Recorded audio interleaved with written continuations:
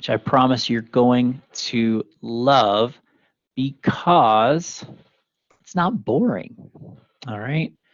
So chapter 3, we're going to start out with inverse functions. All right. So here are 3 sets, each one with 3 ordered pairs in it. Okay. So you could plot those on a graph. -1, 3, 4, 7, and 2, 9. If I asked you what is the inverse of those ordered pairs, what would you think?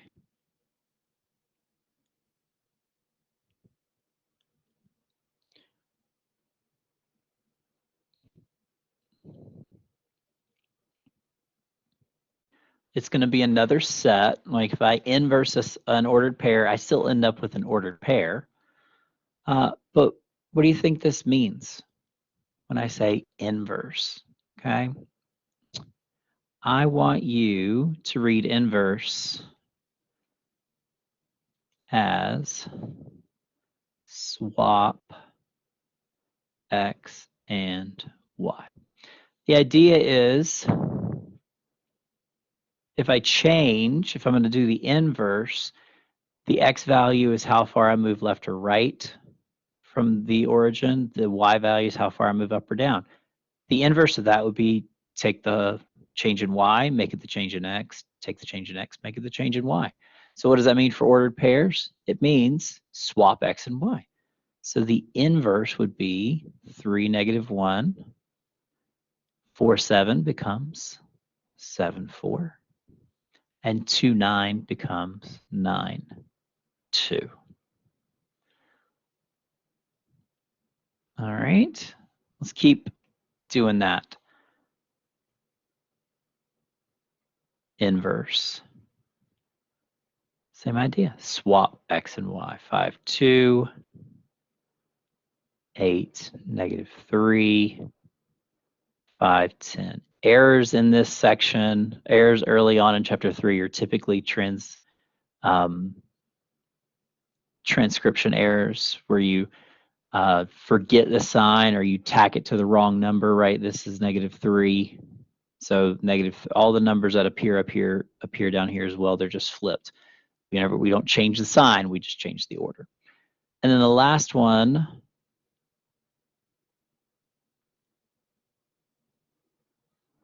-7, 2 swaps to 2, -7. -7, 6 swaps to 6, -7. And 6, 0 swaps to 0, 6.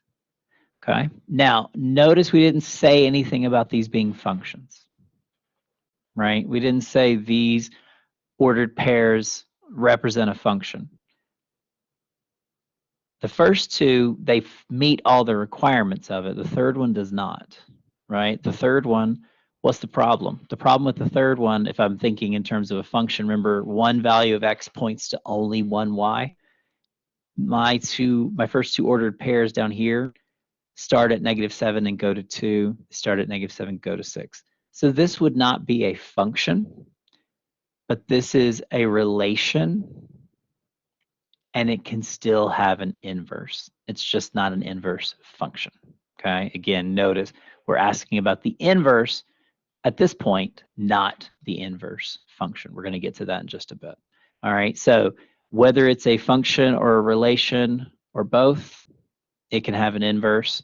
Inverse means swap x and y.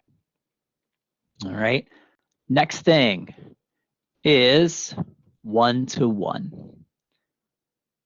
Okay. We will describe a function as one-to-one if every element in the range corresponds to exactly one element in the domain. So let me show you this. I'll give you some butternut squash potatoes here. This is my domain. This is my range. 3 values in the domain, 3 values in the range. Before, to be a function, the only rule was that all elements in the domain pointed to exactly one element in the range, right? We lost our function ability if we ever had two arrows starting from the same point in the domain. So this is a function. Now, for a function to be one-to-one, we're going to step up and we're going to be even more strict. So if I want to be a one-to-one function, I still have to meet all of the requirements of a function, but I also have to, not only does everything in X point to only one thing in Y, or everything in the domain point to something unique in the range, now it has to work in reverse as well. Everything in the range can only point to one thing in the domain. This is one-to-one, okay? So it means if I know f of x, right? If I know my value in the range, I can trace back and find the value in the domain because it's unique, okay? So one-to-one means that I can't have repeats in the y's, okay? And I can't have repeats in the x's. For a function, I can have repeats in the y's, right? Because this one, the element here in the domain points to this point in the range. The second element in the domain also points to that same one, and that's absolutely fine for a function, but in order to be a one-to-one function, it has to work both ways. So what do we say symbolically, algebraically? If f of x1 is equal to f of x2, then f of x sub 1 must equal must equal x sub 2.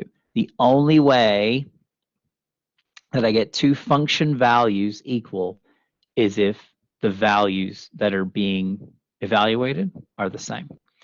And then if x sub 1 does not equal x sub 2, then my two function values are not equal as well.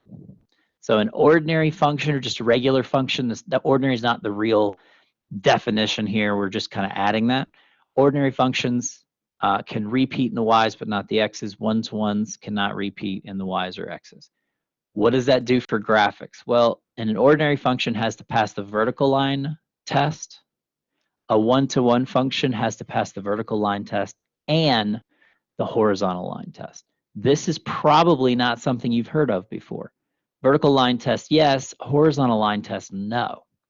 So which one of the following are one-to-one functions? Okay, so let's take a look. The first on the top left, what do I have here? I'm not worried about the equation, but do I have a function? Do I pass the vertical line test? Is there anywhere on this graph where I can draw a vertical line and hit it twice? Nope. This is a function. Is it one-to-one? So if it's a function, it passes the vertical line test. If it's one-to-one, it passes the vertical and the horizontal line test. And the horizontal line test just means if I draw a horizontal line and I run up and down my function here, there's no place where I will hit the function twice with a horizontal line. Okay, so that is a function and it is one-to-one. That's a shorthand for it, 1-1. What about the next one? Is this a function? Yeah, right? It's parabola, right? It passes the vertical line test everywhere. Yes. Is it one-to-one?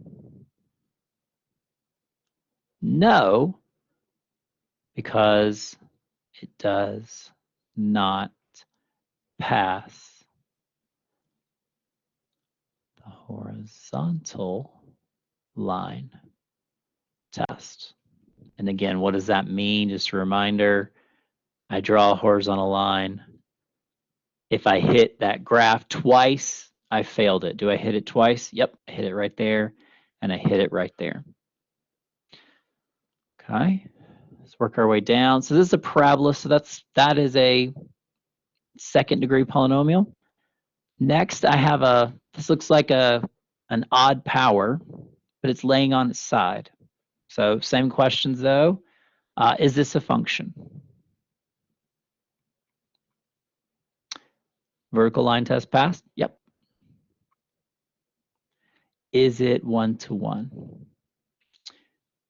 Does it pass horizontal line test? I know it gets a little crowded right in here around these around where I change directions, but still horizontal line tests, they all pass. So that is a one-to-one function. Lastly, I have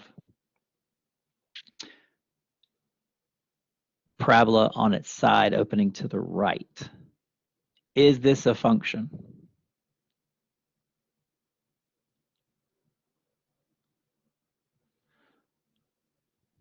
Okay. Well, function has to pass the vertical line test. If I draw a vertical line, I hit it twice. So that's not a function. So is it a one-to-one function? Absolutely not.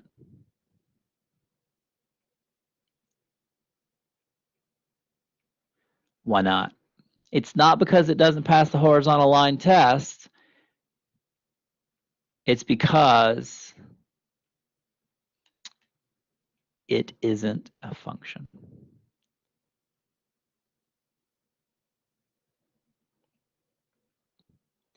Okay, it's a little semantics there, yes, but if I don't pass the vertical line test, I'm not a function. So I can't be a one-to-one function if I'm not a function as well. All right. Now, we're going to take a look at f of x is equal to x minus 2 quantity cubed plus 1, and g of x is equal to the cubed root of x minus 1 plus 2. Now, what I'm going to do, because the drawing, whenever I go to draw on here, everything just goes haywire. I never can quite trace my lines like I want. So I'm going to bring up Desmos, but I'm going to let it do create a table for me. Okay. So, or I'm going to let it create my function. So let me show you what I'm doing. I will copy this stuff over. F of x, and I'm not going to graph this because I don't want to see it. F of x is x minus 2 cubed plus 1. G of x is the cubed root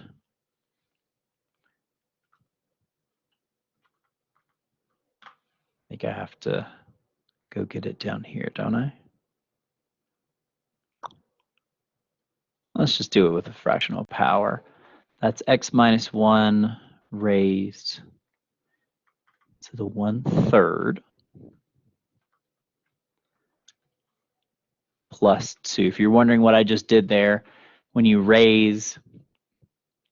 taking the root, any root of a number, you can rewrite that as a fractional power where the denominator is the index of the root. So the cubed root is the same thing as raising something to the power 1/3. A square root would be raising it to 1/2 and so on.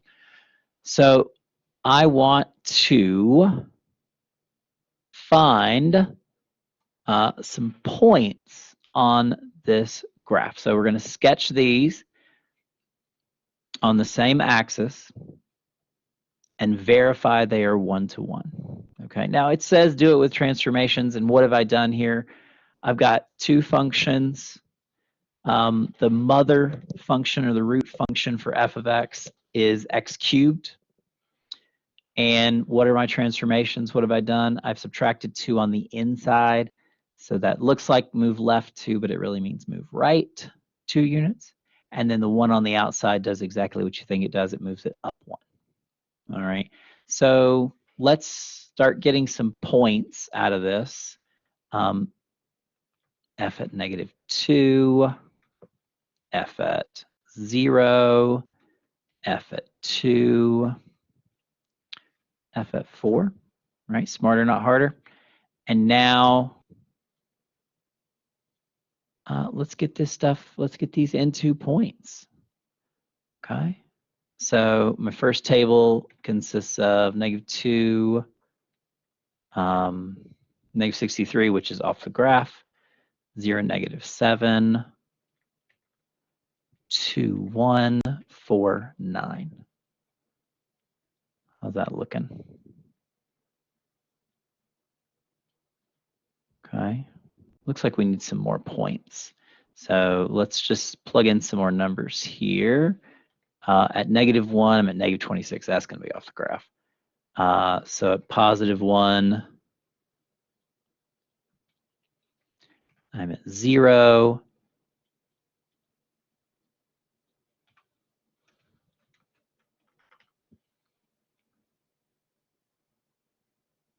There we go. This is what I want to do. X sub 1. There we go. So now I can let the table kind of make itself. Okay. So that features, it's the same idea in your calculator. If you put the function into y1, then you can do vars and define it, but this will keep me going. I'm gonna keep plotting some points. I don't have 3 on here. Looks like there's a big jump between when x is 3 and x is 4. So let's get in the middle of that. Let's add some points in there.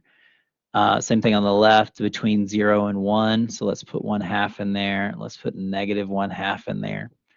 And now we're starting to see our graph, right?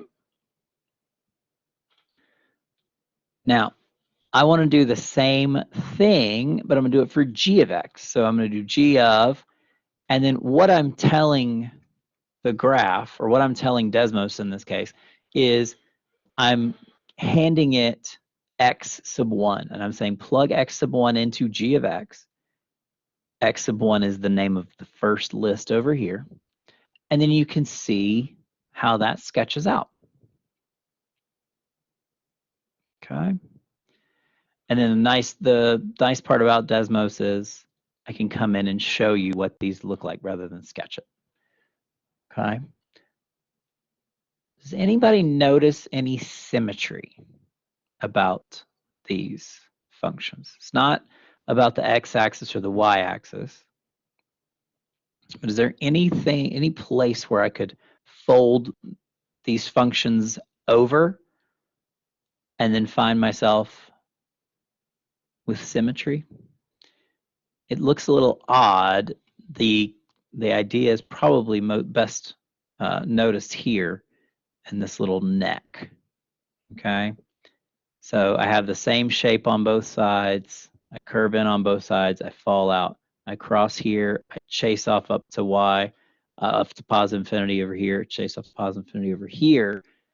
The symmetry is not about anything we've seen before. It's actually along that line, y equals x.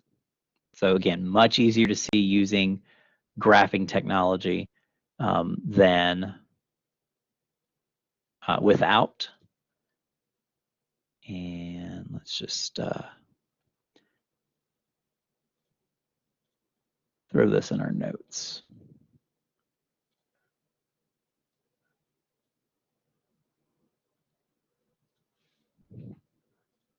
There we go.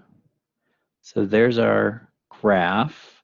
I'm gonna go grab a screenshot of the Desmos page of what we have put in for our value. So that way you can recreate this on your own if you like.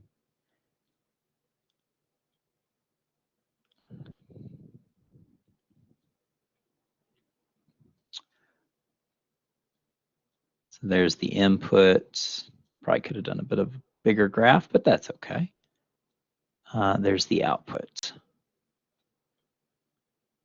Okay. So are these functions first off? Yes. Are they one-to-one? Yes. Right? Because both of them pass both the vertical line test and the horizontal line test. Okay. Question 2. Find the compositions f of g of x and g of f of x. So let's jot down our functions just as a reminder. F of x is x minus 2 raised to the third plus 1. And g of x is the cubed root of x minus 1. That's a z, Larry. X minus 1 plus 2. So find these compositions. All right. So let's remember it's been a while since we've seen compositions. So what does f composed with g mean? This is f of g of x. If parentheses cause issues for you, or you like to be able to kind of tell them apart, you're welcome to use braces here or brackets here instead of using repeated parentheses. I think you'll be fine. And yes, you notice I did make them slightly smaller, so it's a little easier to tell. G of x is the cubed root of x minus 1 plus 2. And now I'm supposed to plug that into f of x. F of x is quantity x minus 2 closed quantity cubed plus 1. So whatever's in the argument, which is g of x, goes in for x. What is that going to look like? It's going to look like this. Parentheses x. Now I'm going to put everything in the argument in place of that x. Minus 2 cubed plus 1.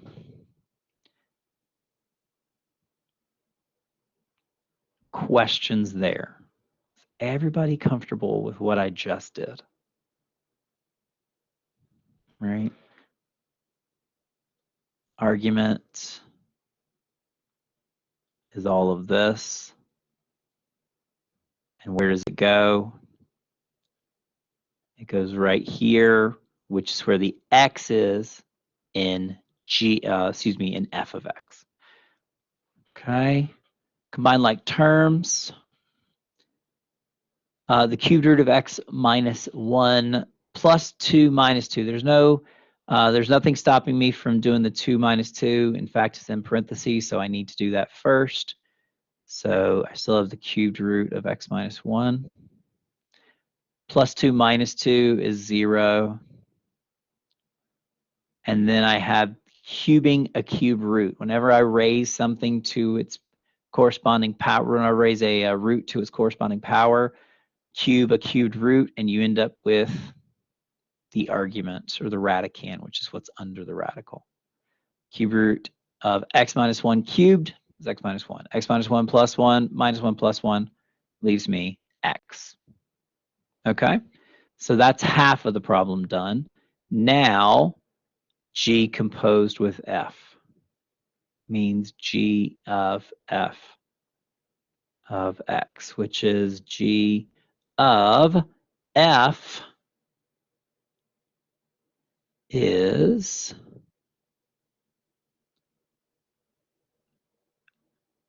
x minus 2 cubed plus 1. That goes into g of x. What is that going to look like? G of x is the cubed root of x. But remember, x is going inside. Uh-oh. Oh man, they would do that to y'all today. If you do, go ahead and step out. I'll continue so that so the recording is complete.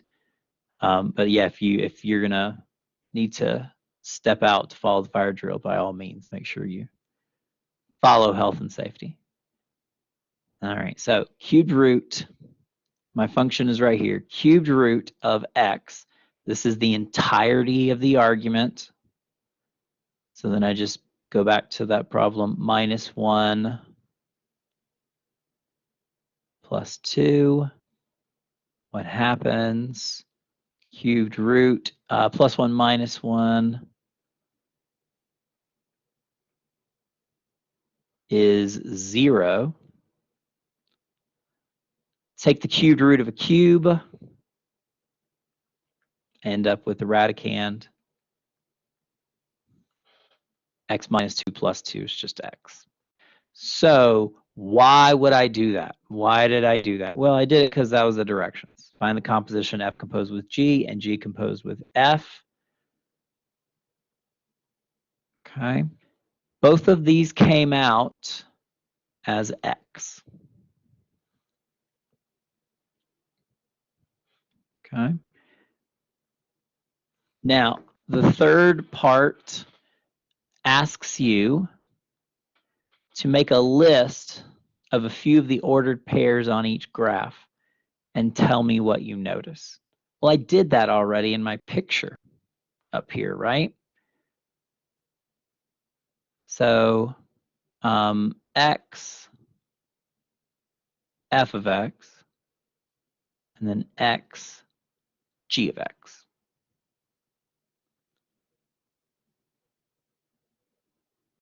Anybody notice anything about these points?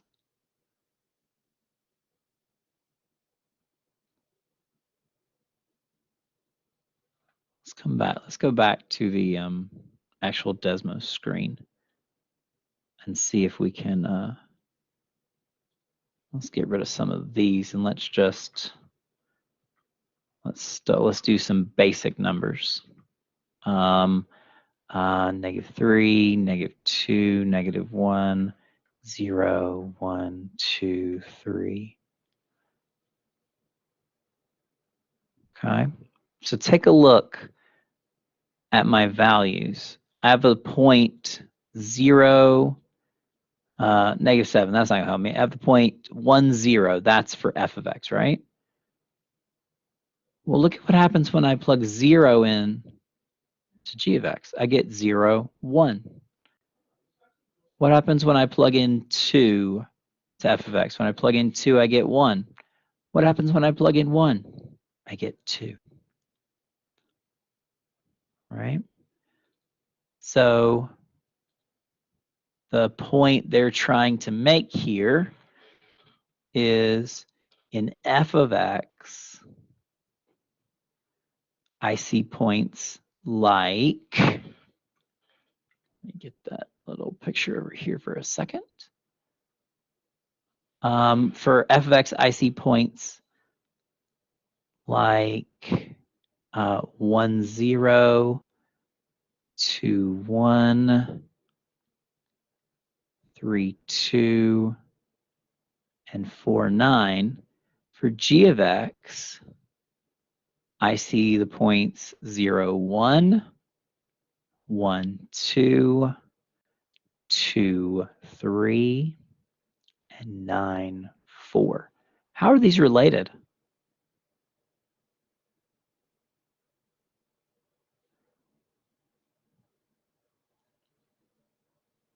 These are inverses, right? All the way back to what we started with. All the points are inverses. If 1, 0 is in f of x, then g of x has 0, 1. If 3, 2 is in f of x, g of x looks like it has 2, 3. So it looks like if f of x has x, y,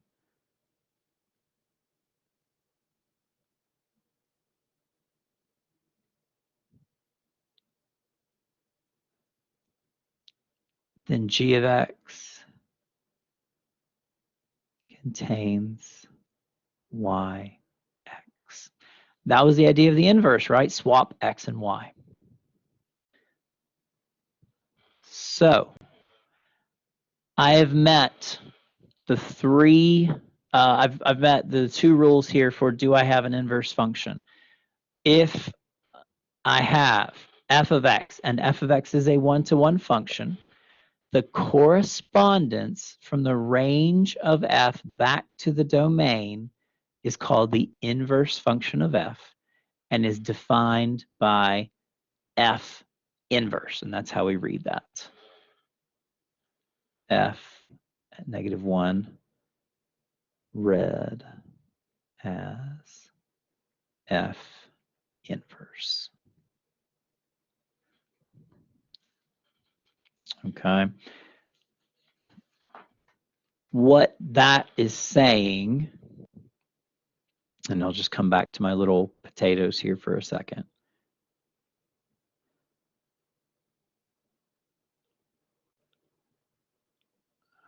If, again, I'm one-to-one and on-to, right? So this is f, right? The moving from the domain to the range, that's f. Now, what in the world does that definition say with all those technical words in it? It says if I have a one-to-one function, the correspondence back from the range to the domain. So if I have a one-to-one function, remember I said I can always point back and get back to the input value? That correspondence is called f inverse.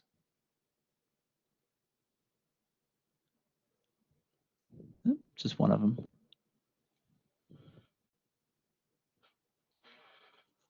All right. So I need to, if I need to go back from the range to the domain, that path or process is as f inverse.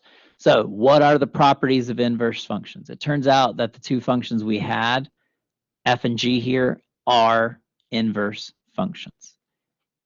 They're inverse functions because they meet these three properties. The first is function is inverse or symmetric about the line y equals x. We saw that from the Desmos graph. The domain of f is the same as the range of f inverse. The range of f is the same as the domain of the inverse, right? So again, swap x and y. The domain of f is the range of f inverse. The range of f is the domain of f inverse. That makes sense, right? Because x and y swap with the inverse functions. So what swaps here? Domain and range. Because what is it? Domain is all the x values that are possible, range is all the y values that are possible. So they just swap places.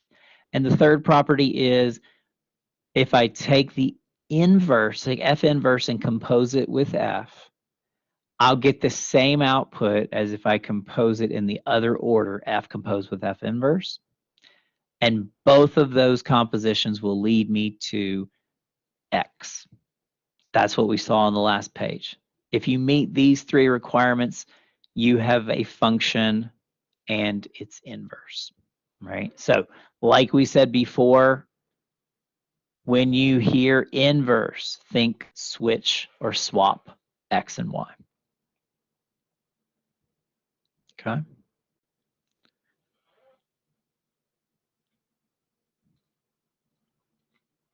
Okay. So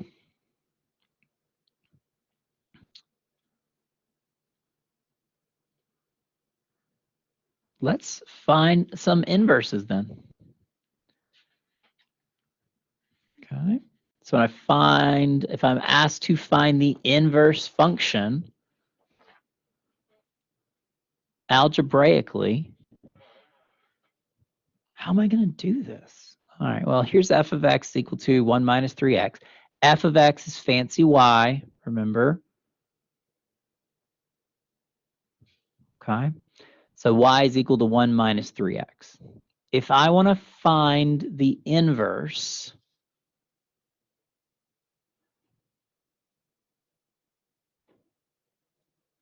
What does that mean?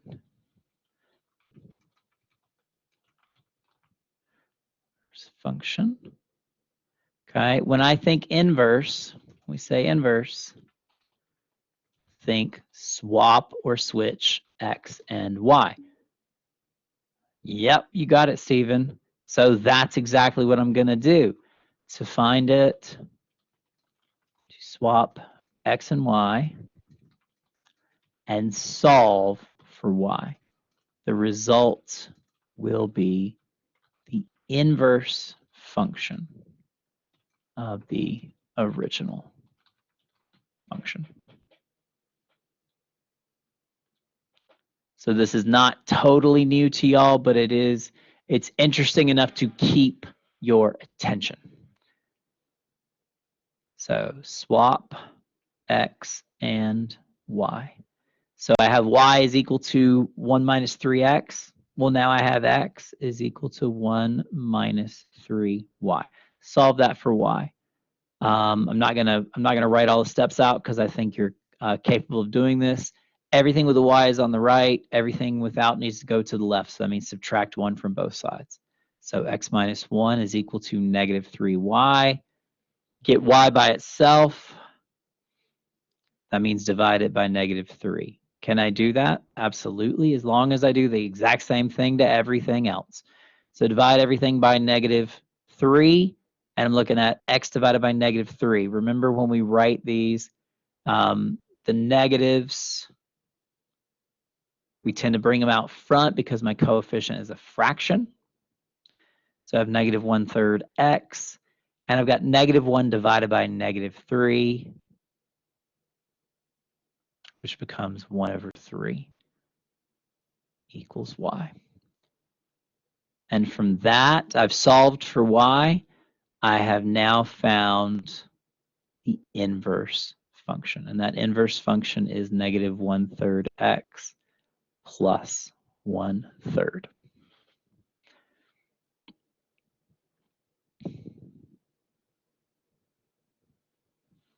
All right.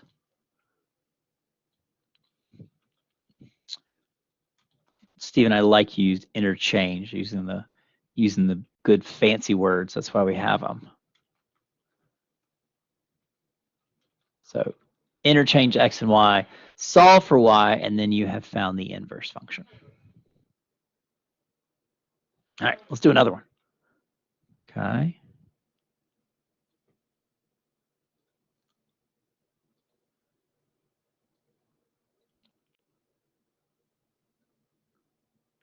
Next one, g of x is equal to square root x plus 2 minus 6. So I'm going to swap out the g of x for a y just to help me when I do my swapping or replace. Swap x and y. So now I have x is equal to the square root of y plus 2 minus 6. And now we're going to go after your algebra abilities here. I need to solve for y, all right, which means I need to get rid of this square, or get rid of this square root. If I square both sides now, because squaring, I'm going to have to square something to get rid of that square root. If I square both sides now, I'm going to create a mess over here.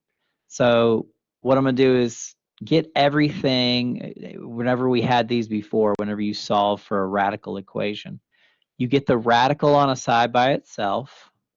Oop, changed colors. Get the radical on a side by itself. And then square both sides. Why? Because if you square both sides at this point, you'll end up with y plus 2 minus 12 square roots of y plus 2. And then you'll have y is still under a root, so I still haven't solved the problem. Square both sides. X plus 6 times x plus 6 is x squared plus 12x plus 36. Square root of y plus 2 all squared is y plus 2. Y is almost by itself. just need to subtract that 2 from both sides, and y is equal to x squared plus 12x plus 34. And now I have found G inverse, and it is x squared plus 12x plus 34.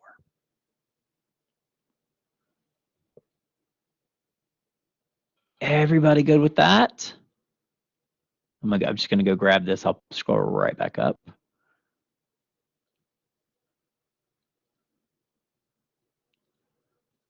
All right.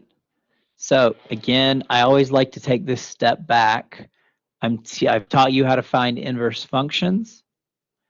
The only thing new is the step of swapping x and y. Once you do that, the rest of this is algebra, which you already know. All right.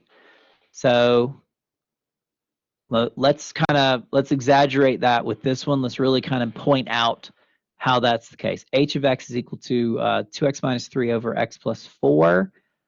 Swap or rewrite h of x is y.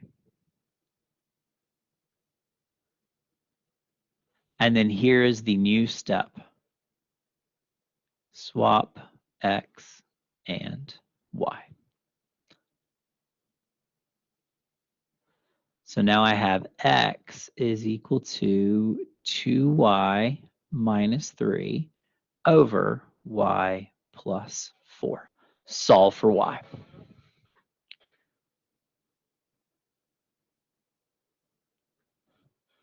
All right, so x equals 2y minus 3 over over y plus 4. I'm going to take a poll of the class right now. Would you rather see this next step as cross multiplication, or would you rather see this next step as clearing fractions? Which one makes more sense to you all? Clearing fractions or cross multiplication?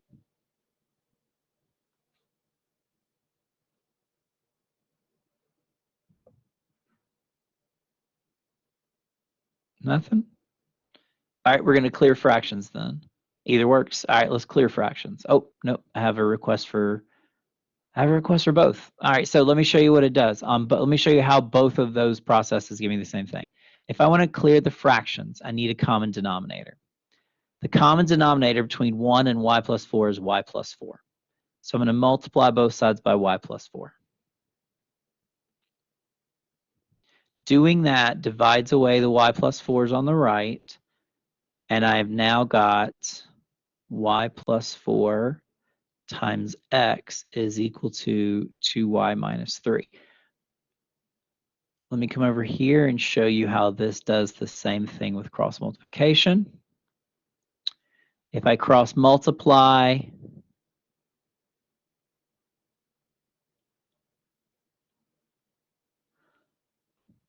one times 2y plus 3 is 2y, or excuse me, 1 times 2y minus 3 is 2y minus 3.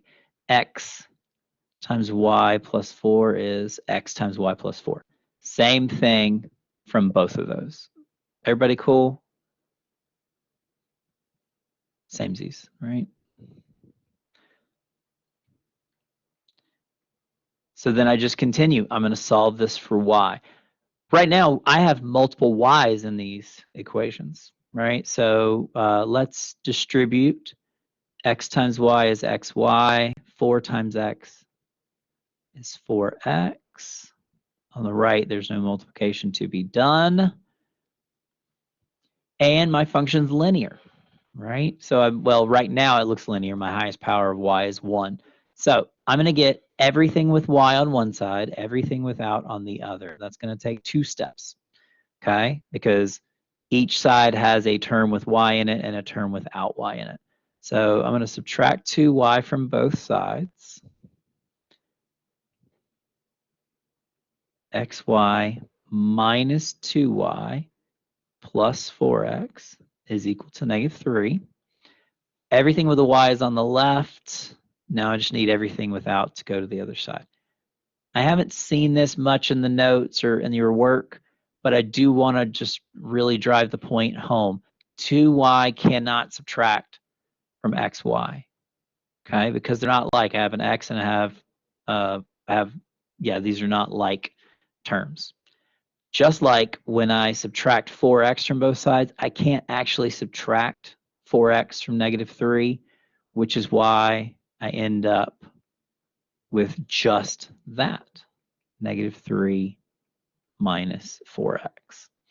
Everything with y is on the left, so that means all the terms on the left have a y in it.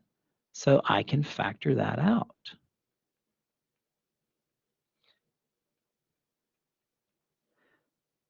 Now I have 1y. I want it on a side by itself. It's currently multiplied by x minus 2.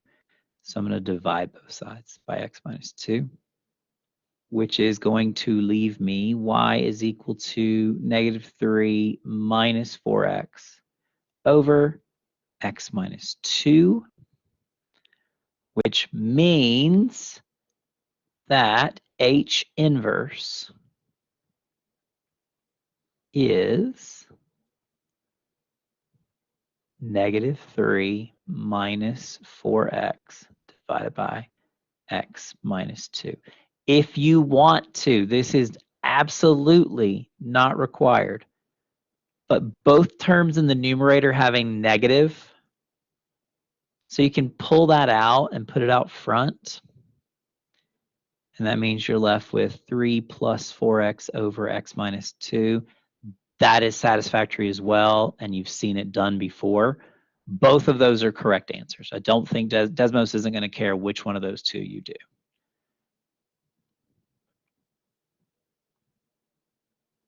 If that confuses you or makes you feel uncomfortable, don't do it. Just leave it as -3 minus 4x. All right. So got some properties of inverse functions. I've got some inverse functions going on here. So let's keep going. Everybody good with the algebra? Any step or process in here that we just need a quick refresher on why did I do that or how did I do that? Or is everybody good so far?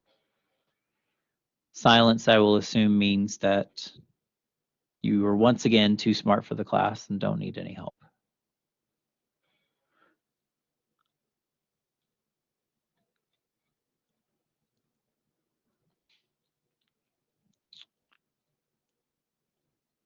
All right.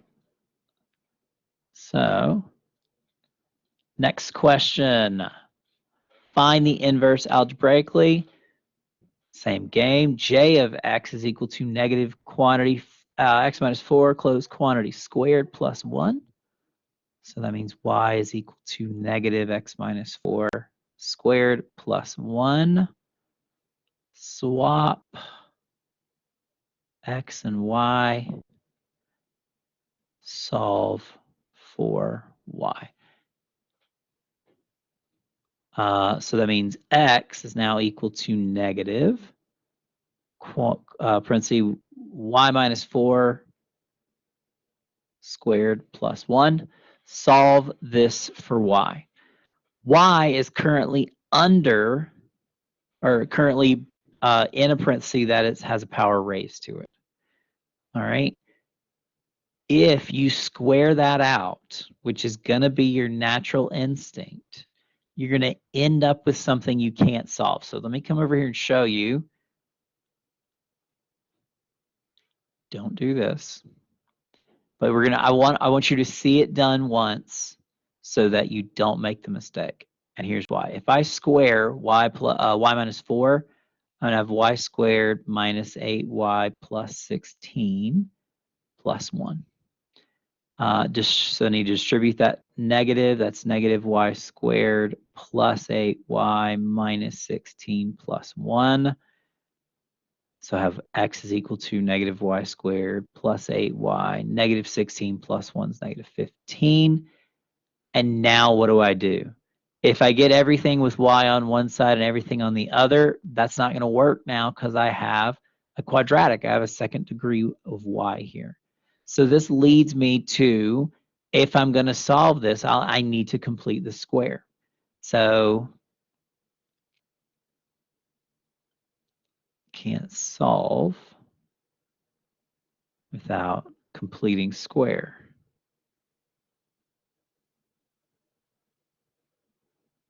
Well, take a look at the original problem. That's already been done, right? I have y minus 4 squared in there. I want to solve for this y. So that means I need to get rid of this square. How do you get rid of squares? You take the square root. But just like with the radical before, when I have a variable in a parenthesis raised to a power, I need to get that term, I need to get that factor by itself. So I'm going to subtract 1 from both sides. X minus 1 is equal to negative y minus 4 squared. Some of you may be wondering, why am I not pushing that negative into the parentheses and making this negative y plus 4? Because I can't. I can't because I would have to do the exponent first, and I don't want to do that.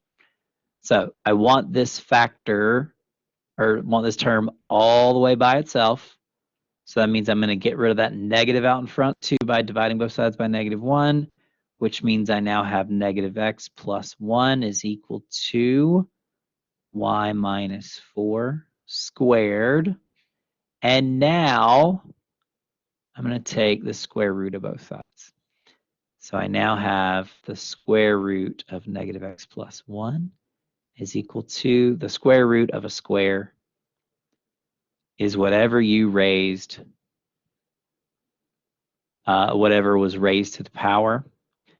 I need to add 4 to both sides because, again, my goal is always to get y by itself. I cannot add the 4 under the root, so I have to add it out here. So square root quantity negative x plus 1 close quantity plus 4 is equal to y. So that means, what was my original function's name? J. So that means I have found J inverse of x, and it is the square root of negative x plus 1. Close the root plus 4.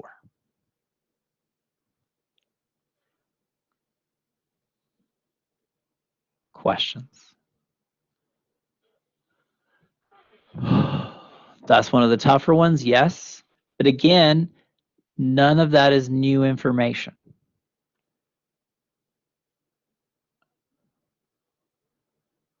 Right? None of that is new. The swapping of the x and y is the new piece. Solving for y is something we've been doing for a while now. Last example to do algebraically.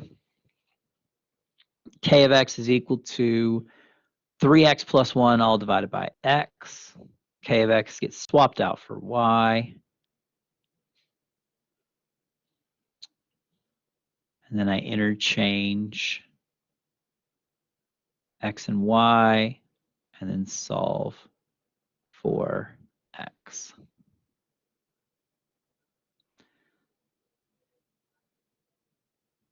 So now I have x is equal to 3y plus 1 over y. Cross multiply or clear fractions, whichever one you feel the best about. I'm still, both ways, I'm going to end up with xy is equal to 3y plus 1. I'm going to come up here and rewrite this real quick because I'm running out of space. 3y plus 1. Everything with the y to one side, everything without to the other. So I need to subtract 3y from both sides because that in one step, that gets everything with the y on the left. So xy minus 3y is equal to 1. Everything with the y is on the left, so that means I get to factor out that y. Now I have a single y. It is a factor. It is currently multiplied by x minus 3, which means to get it by itself, I need to divide both sides by x minus 3. So that means y is equal to 1 over x minus 3, which means k inverse of x is 1 over x minus 3.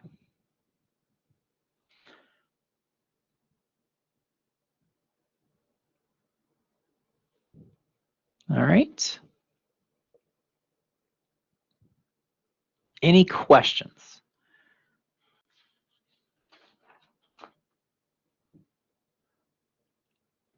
All right, then let's go down here and do a sketch. We haven't done one of these raw yet.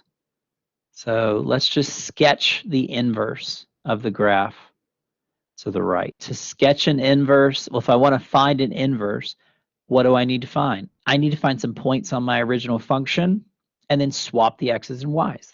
So let's find some points that are on or close to a corner. So for instance, where I cross the y, my y-intercept here, notice the units.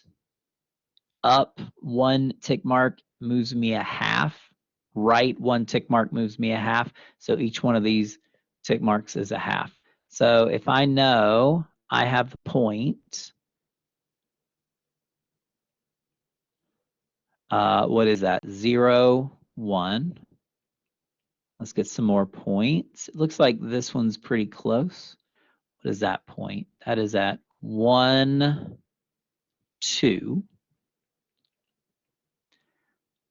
Don't really have another nice one. This one's about halfway.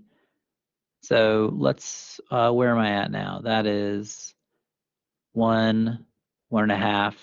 That's 1.75. And then the y value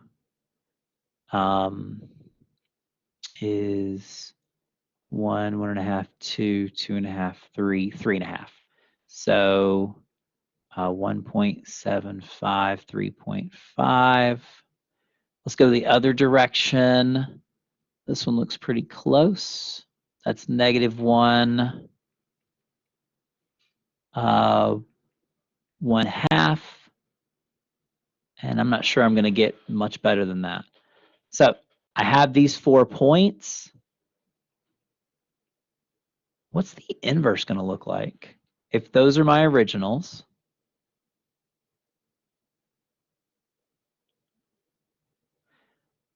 well, what do? We swap x and y. So 0, 1 becomes 1, 0. 1, 2 becomes 2, 1. 1 3/4, 3.5 becomes 3.5, 1 3/4. And -1.5 becomes 0.5, -1. So let's plot these 4 points. 1, 0 is going to land me here. 2, 1 here.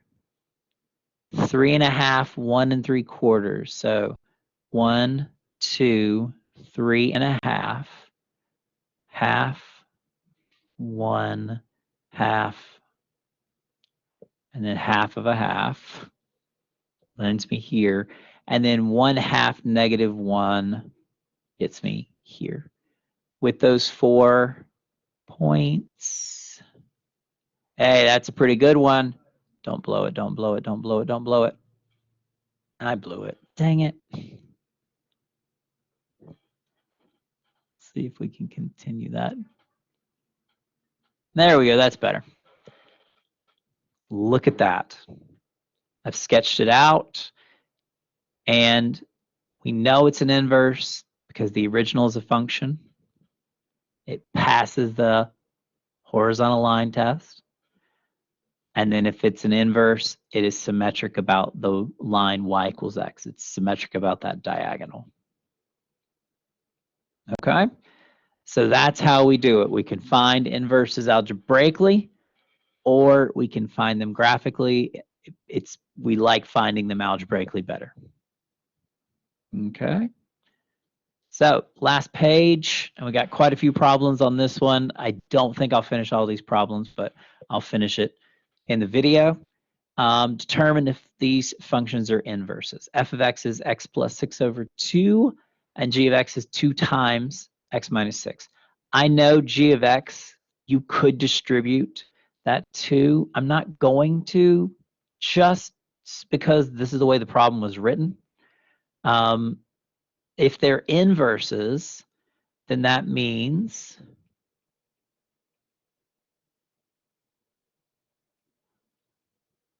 then the compositions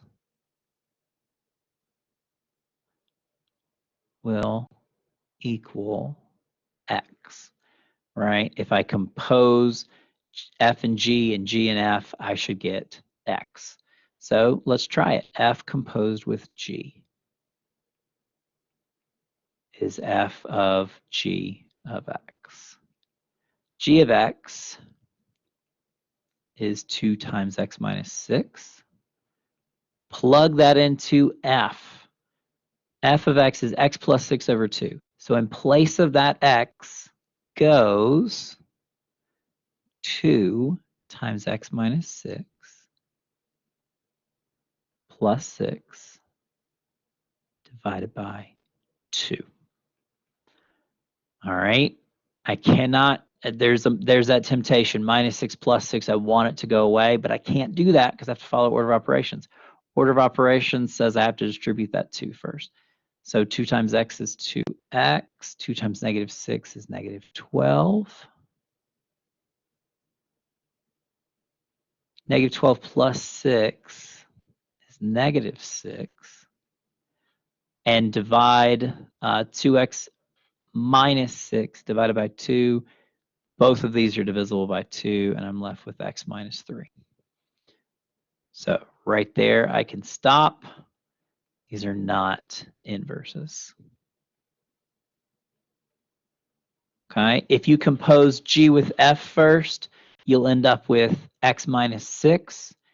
And we immediately know it is not an inverse because when I compose them, they should both end up in X. If you fall for that little trap there and do the minus 6 plus 6, it does start to look like it's an inverse. So be careful. These are not inverses, and I've proven it. Next one, M of X and N of X. M of X is 5 over X minus 2. N of X is 2X plus 5 over X. Let's get a nice line across here. And let's see what we can find. So I'm going to do the same thing. Compose M and N.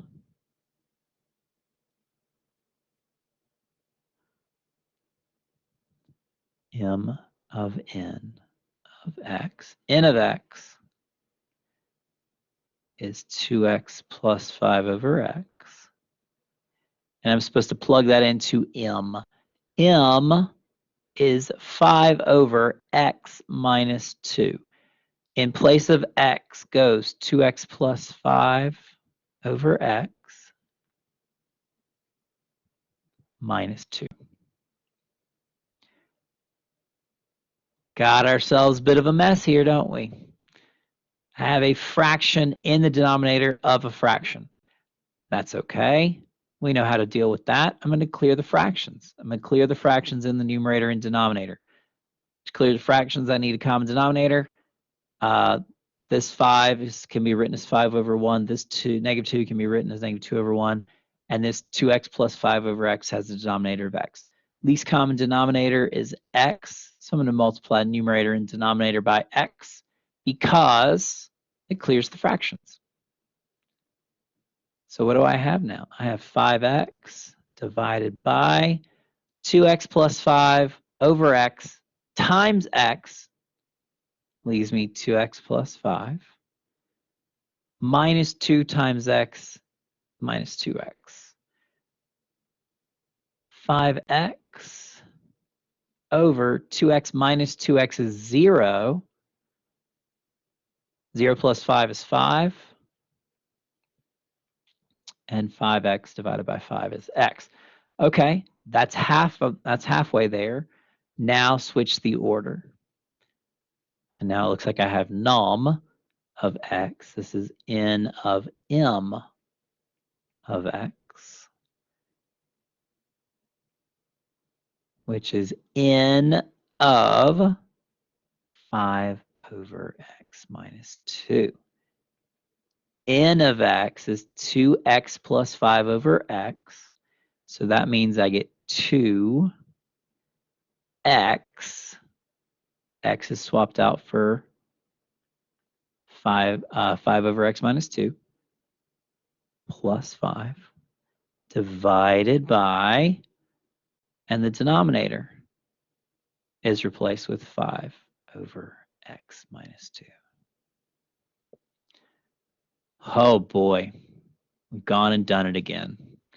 Luckily, the same process is going to work for us. I'm going to multiply top and bottom. I'm going to multiply numerator and denominator by the least common denominator, which is x minus 2. I'm allowed to do this. Why? Because x minus 2 divided by x minus 2 is 1. 1 times anything is exactly what I started with. So 2 times 5 over x minus 2 times x minus 2 just leaves me 2 times 5. And then 5 times x minus 2 is 5 times x minus 2. Denominator, 5 over x minus 2 times x minus 2 is just 5. All right. Multiply, distribute. 2 times 5 is 10. 5 times x is 5x. 5 times negative 2 is negative 10. Negative 10 minus 10 is 0. 0 plus 5x is 5x.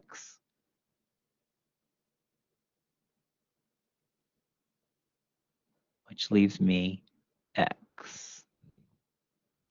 There they are. My compositions both left me with an x. So m of x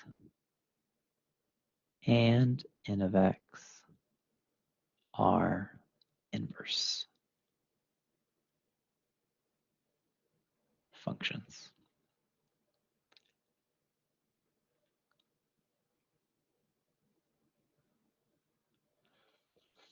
We did it.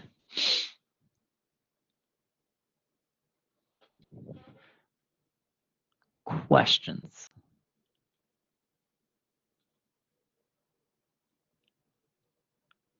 Not so much. So I'm gonna let the video roll because there's only a couple more problems, and this way I can post the entire 3.1 video in one go. So if once it's time for you to go, or if you need to get out, you're free to go. If you have any questions, go ahead and give them to me now.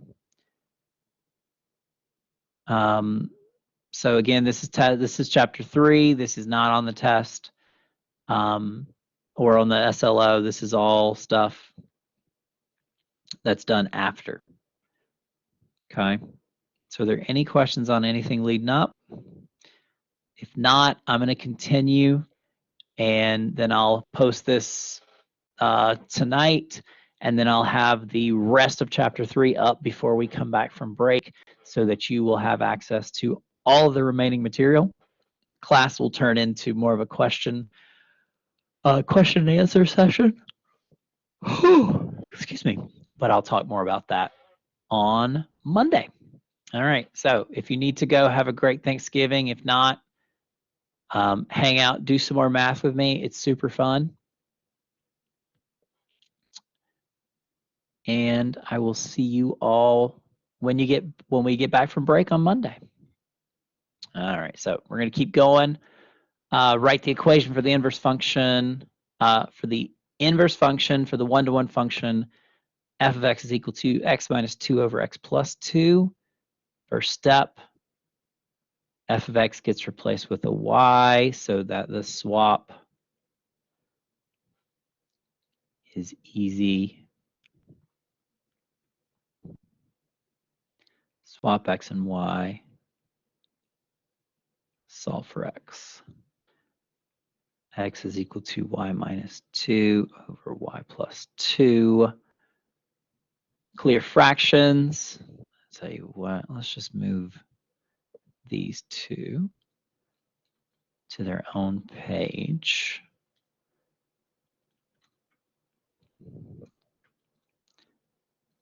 Because I can feel this one getting long.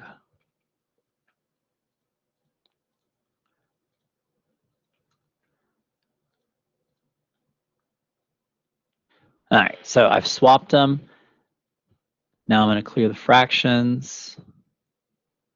Multiply both sides by y plus 2.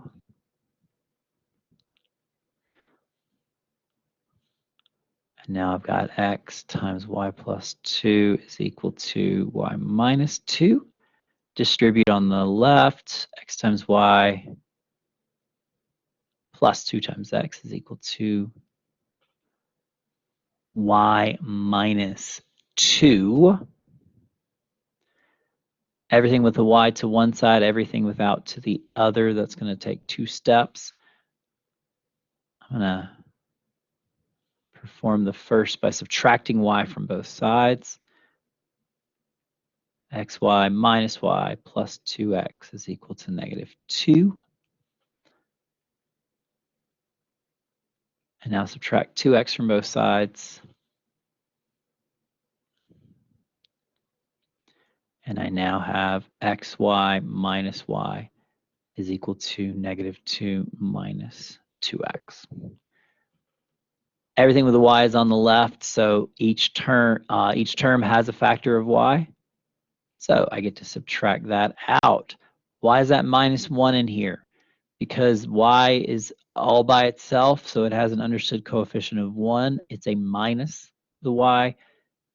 I need that minus 1 so that if I redistribute the y, I end up with xy minus y. Without that negative 1 there, you lose the problem. I want y totally by itself.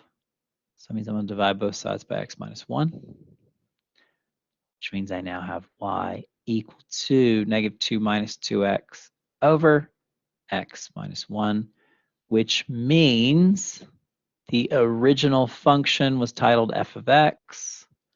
So f inverse of x is negative 2 minus 2x over x minus 1.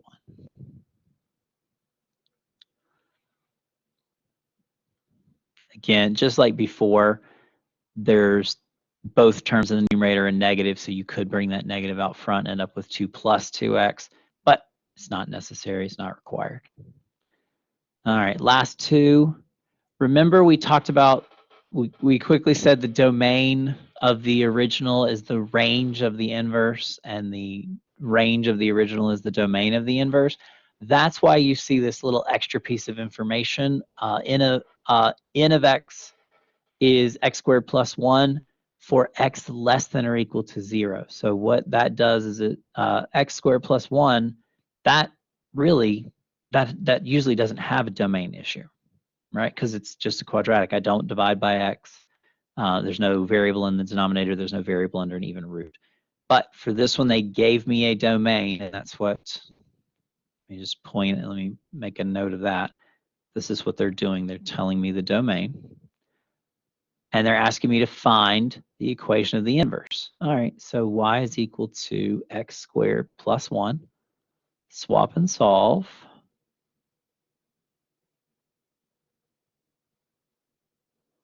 Solve for y. X is equal to y squared plus 1. I would like y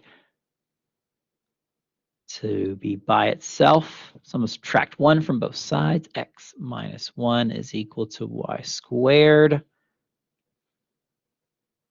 I want y alone, so I'm going to take the square root of both sides. Y is equal to the square root x minus 1.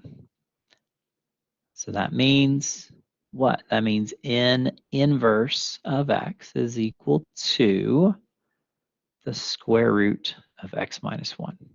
Now, take a look at that function and tell me the domain.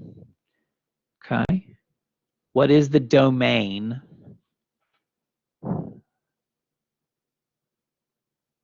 of that? Okay? It's from 1 to infinity. Is that the domain of the original? No, it's not.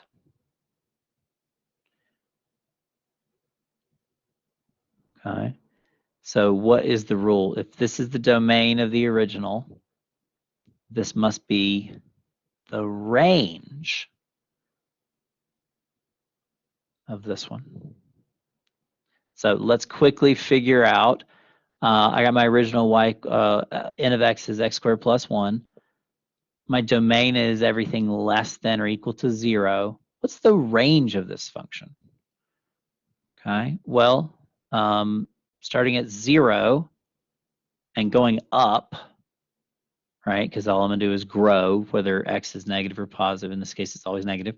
So if x is -1, I get 1 plus 1, which is 2. If x is -2, I get 4 plus 1 is 5, so on and so forth. So the range for this function is, if I plug in 0, I get 1. I don't get any smaller than that, so that's the lowest value I can have. Is it included? Can I get 1? Yeah.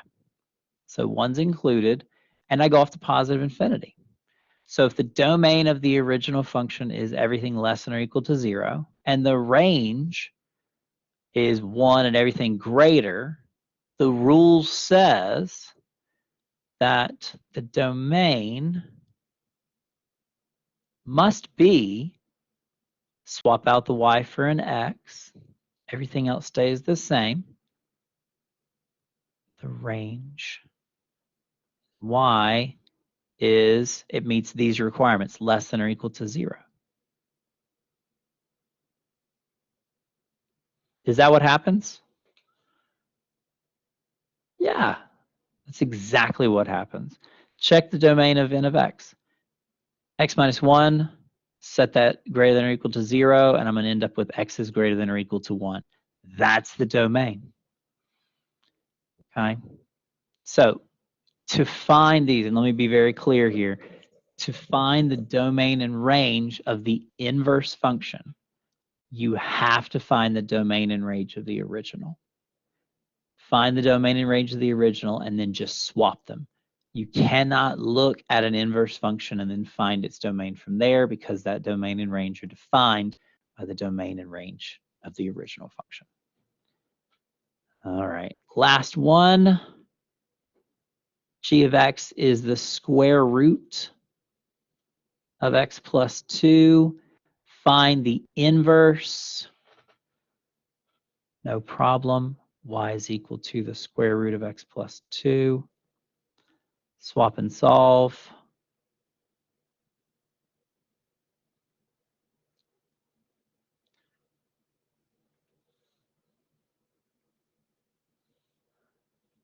X is equal to the square root of y plus 2. I can't move or do anything. I need x. I need y by itself. It's currently trapped under a root. To get rid of it, I'm going to have to square. If I square the left right side, I got to square the left side. Y is almost by itself. It's just having 2 added to it.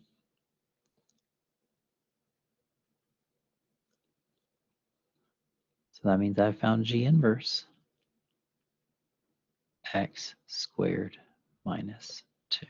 And that's 3, 1.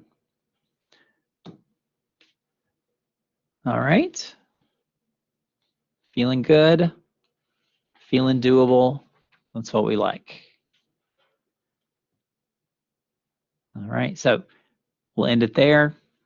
You'll see the videos for the rest of chapter 3 very soon.